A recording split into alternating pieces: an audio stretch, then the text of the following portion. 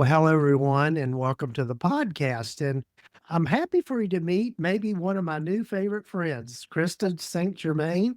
Krista, welcome to the podcast. Thank you. Even as you were saying you're welcome, it sounds a lot like how I welcome people to my podcast, so I'm having similar vibes. Okay, good. Well, Krista, so people can get to know you, tell folks a little more about yourself and how you've landed where you've landed. Yeah, totally by accident, if we're being honest. Mm. So, doing grief work was not on the 5-year plan. It was not on the it was not on the 10-year plan. Basically, I ended up in a place where I had gotten divorced, not the best of endings there, but found this wonderful man, married him. We'd only been married for a few short months, and we were coming back from a trip. We had driven separately in our cars, and I had a flat tire on my car. We pulled over to the side of the road.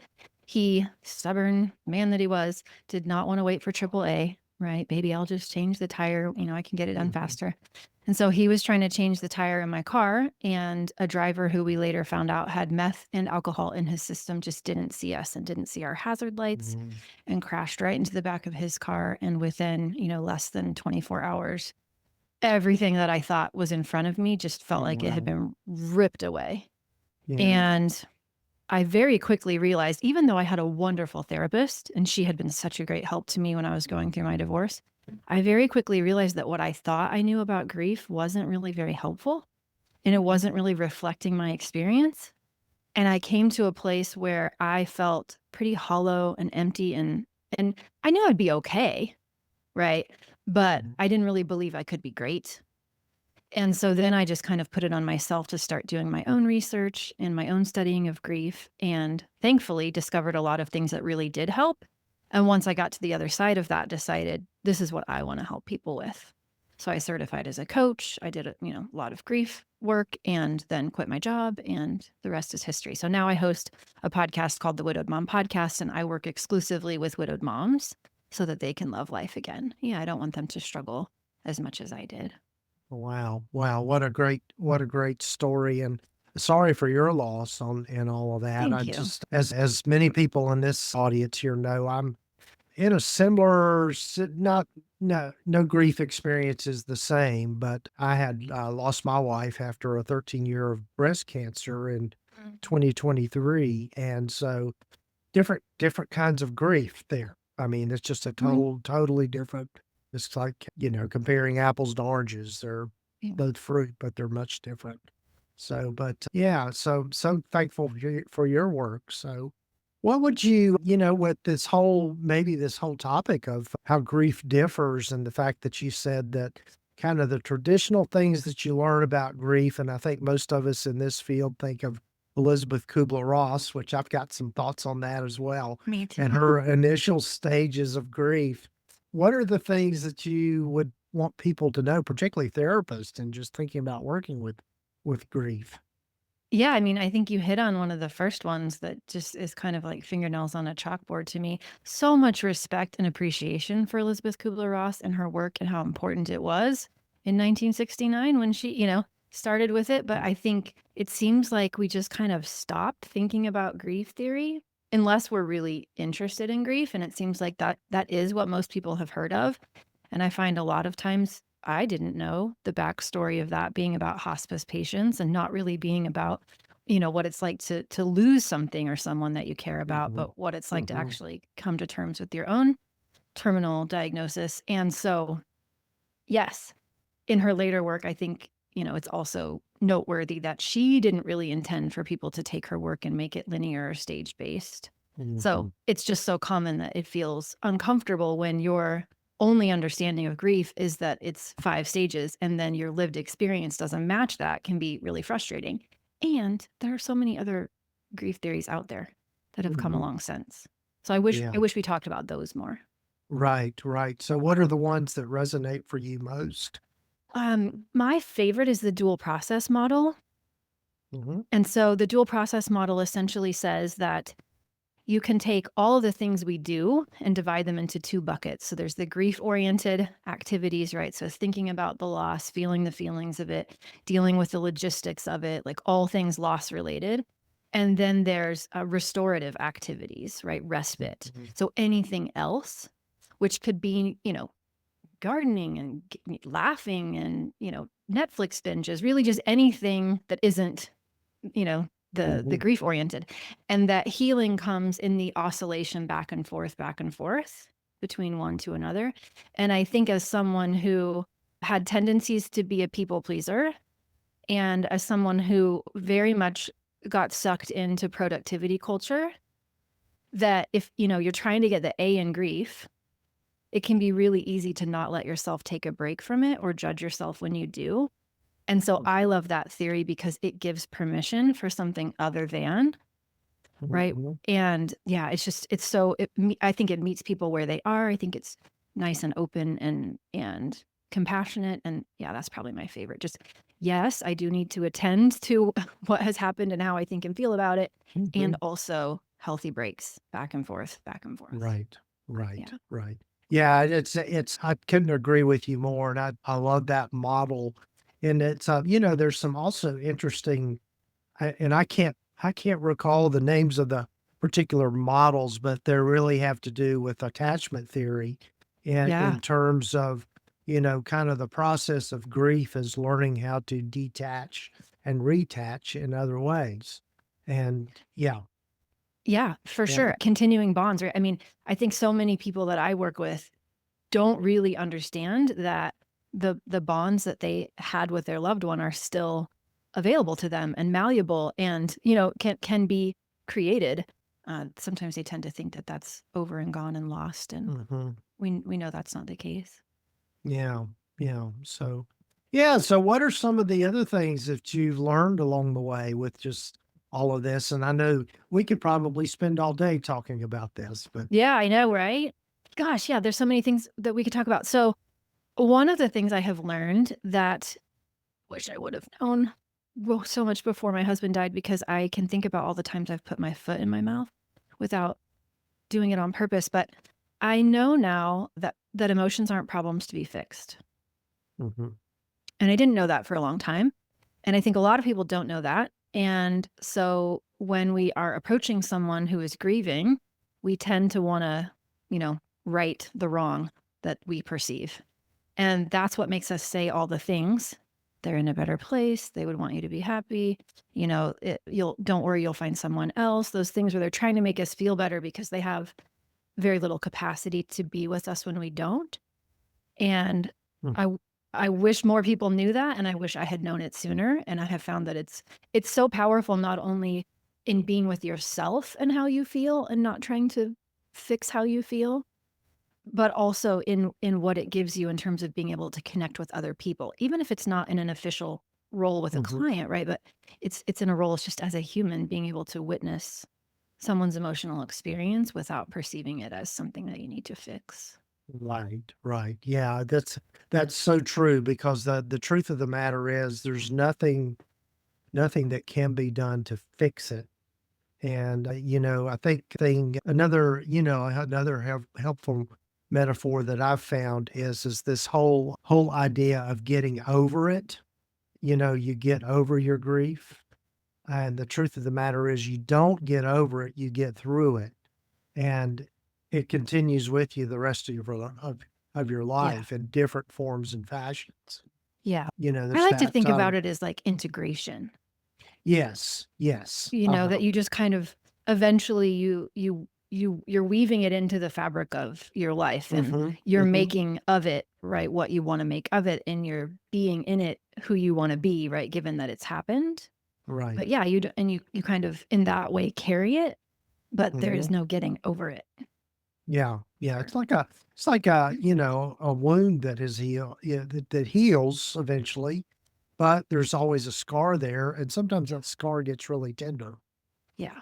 Yeah. I also Mhm, wish I had known, pardon me, about I wish I had known the full body impact of grief. I wish I had known mhm. about grief fog. I wish I had known about secondary losses and had language for all of those things. I wish I had known earlier about post traumatic growth. Yeah, there's so much. Mhm. Oh, yeah, yeah. And so the different kinds of griefs, I know just you and I, just in a little bit we've shared so far, you're you went through the traumatic death of a Quite. spouse, and I can only imagine the I guess, for lack of a better way of putting it, just PTSD like things Yeah.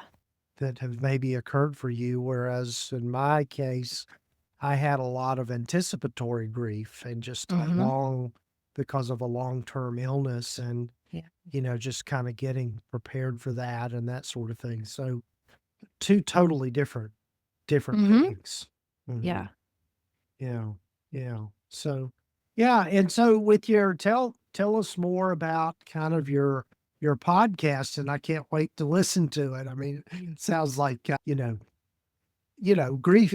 Well, it's kind of funny. I go, oh, this grief is great stuff. Yeah. But I mean, it's just, but You know, yeah, yeah, it does yeah, sound so weird to say that, right? yeah, But yeah. yeah, so it's called the Widowed Mom Podcast, and lots of people listen that aren't widows or moms. It's just designed to be helpful. And what I am really passionate about, because I almost got stuck there, is I am really passionate about helping people see that you really can love life again, no matter what happens to you.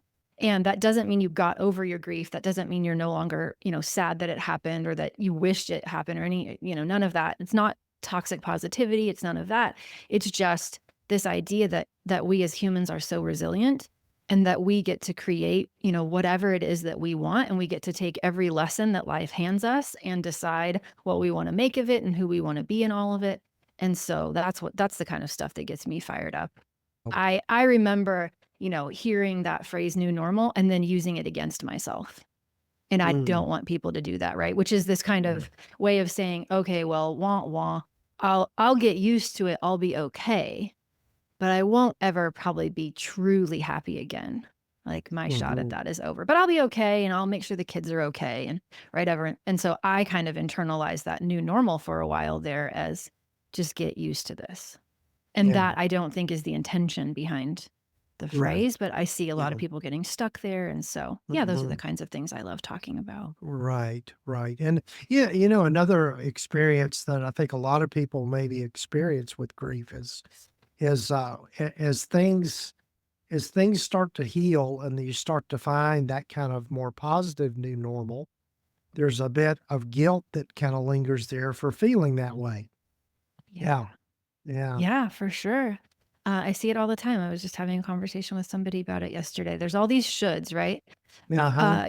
All the ways that we should feel, how long it should take, what we should be doing, what we shouldn't be doing, all these external, rules that we just pick up and then put on ourselves, and then they make us feel bad even about feeling good. Yeah. Yeah. I always say if you listen to those shoulds and ought tos too much, all you get Mhm. is should on. So I like that. Yeah, yeah, I yeah, like that. yeah, yeah. I I So I also see too that there's this point. I love Gay Hendricks' book on upper limits. It's the name of the book is escaping me. But anyway, mhm, I see it a lot too, where even after you get to a place where you are really feeling good and maybe you're not feeling guilty anymore, but you're kind of mhm, approaching that threshold of good that is uncomfortable for you. And so then fear starts to creep in, right? Or worry or mhm, anxiety because it's mhm. just simply not where your thermostat has been set. When you start worrying maybe the other shoe's going to drop or, you know, people aren't I'm going to be too happy, it can actually feel scary on that upper end, which I find pretty common too. Yeah, yeah, yeah. So what I guess one thing I'm curious about, as a mom that had kids, how old Mhm. were your kids when your husband Um passed away? 12 and 9. Oh, wow. Wow. Yeah. So what insights could you offer around just helping children with grief? I mean, Mm, my daughter is an adult. She was an adult at the time that my wife passed away, but still yeah. Yeah. he did as a father dealing with her grief and my grief and all of Mhm. that. Yeah. So, but yeah. Yeah. And Hugo's son, who was my stepson, was 17 as well, so my biological kids were 12 and 9. So, Mhm. all kids grieve differently. And there's no right or wrong for anyone in grief.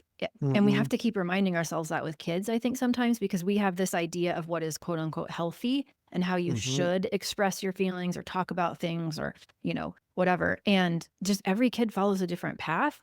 I think we want to remind ourselves that children are more resilient than sometimes we give them credit for.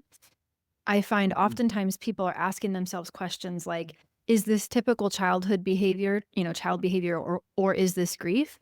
And I find that is absolutely not a useful question because really, Mhm. once you've lost a parent, there's nothing that isn't impacted by that. And so just it kind of loses its usefulness. Mhm. Honesty, especially when you're the only surviving parent, uh, that is the basis of your relationship, right? That trust that you have is being honest. And so sometimes Mhm. I see parents really trying to protect they think they're protecting the relationship by providing maybe some mistruths or they think they're Mhm. gentle lies, and then the child finds out and it's so can we deal with something honestly that's also in an age appropriate way Mhm. such that we don't jeopardize the trust that we have? I see that a lot of around like suicide losses. And then with really little kids, language is important too. Like Yes. how do we Oh, talk about yes. the death so that we don't scare them, but so that they can understand. Oh, So right. daddy Right. died and daddy went to sleep and died. Okay, well now we've got a child who's scared to go to sleep. Go to sleep. Yeah. King. Exactly. Yeah. Yeah. Yeah.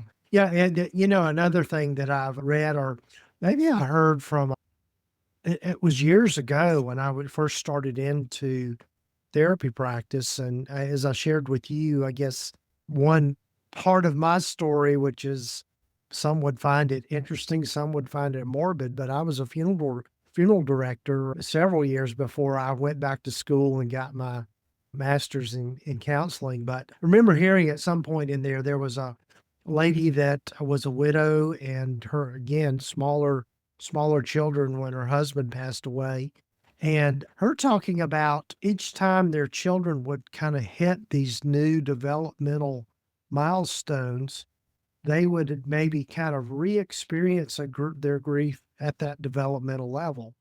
And so I Mhm. thought that was interesting. But Mhm. again, going back to the resilience of that and just really, helping children or teens or whatever kind of understand their own experience of it and and normalizing it for them. Mhm. Yeah. And Mhm. and we are better positioned to do that when we normalize our own. Yes. And yeah, and I see that a lot too of the best intention to try to protect your kids, but then it doesn't really help them so much when you're always hiding how you feel and what's going on for you. And it can be so normalizing when you're age appropriate, but honest about it so that the Mhm. child hears that they have permission to be the same. Yeah. Yeah. Yeah. And it's also the both and. I have a lot of my clients have, eventually gotten remarried. And it's been really interesting to watch their families go through that transition of kind of figuring out how do I let the both and be there? How do I Mhm. let myself have the joy of this new, family situation or whatever, and also honor that it feels like a secondary loss and I still have some sadness around, my Mhm. dad's not here, and I really wanted that too. How can I feel that kind of conflict? And is it okay for me to want both the Right. sadness and the joy? And normalizing that within ourselves first, I think, is what makes Yeah. it easier to do that for the Yeah. kids. Absolutely. Absolutely. And just I don't know what your experience has been, but I was married to my wife nearly oh well, we were just 2 months shy of our 30th wedding anniversary. And Mm. so here all these years later, now I'm out dating again, and so that's Mhm. weird. That's weird. That's Yeah. a new that's a new milestone, and just, all the just learning all of that just, again, is just is it's exciting and fun and that sort of thing, but it also can be quite intimidating to some degree. Yeah, for sure. Yeah. I Yeah. find since I typically work with women, I also find there tends to be this pressure. A lot of women have just bought into the idea that the only way to be truly happy is to be in a partnership. Mhm. And so Mhm. there can be some of that learning as well. Like, how can Right. I feel good just in my own skin and with myself and Hmm. get myself to a place where I'm okay, And then when Yeah. I do want to date, it becomes an extra thing. It becomes because I have love I want to Yes. give as opposed to a hole, that I perceive that needs to be filled. And Right. yeah, that can make it Yeah. extra challenging. Yeah, there's all these different things. Yeah, just with Yeah. all of this that just you just muddle through it and you just kind of walk through it and you figure it out Mhm. as you go and it's okay. Mhm. Yeah. That is exactly it. Yeah. Yeah. Yeah. Grace Yeah. and compassion along the way and maybe a little Yeah. laughter if we can. Oh, absolutely. Yeah. Absolutely. Well, Krista, I've got to be respectful of your time. I'm sure like I said, we could have a day long conversation about all of this, but tell folks more about your work and your Mhm. podcast and how people can connect with you. Yeah, so the Widowed Mom podcast, you can find me on all the podcast platforms. And I primarily have two programs. One is called Grief Essentials. It's for widows who are in early grief.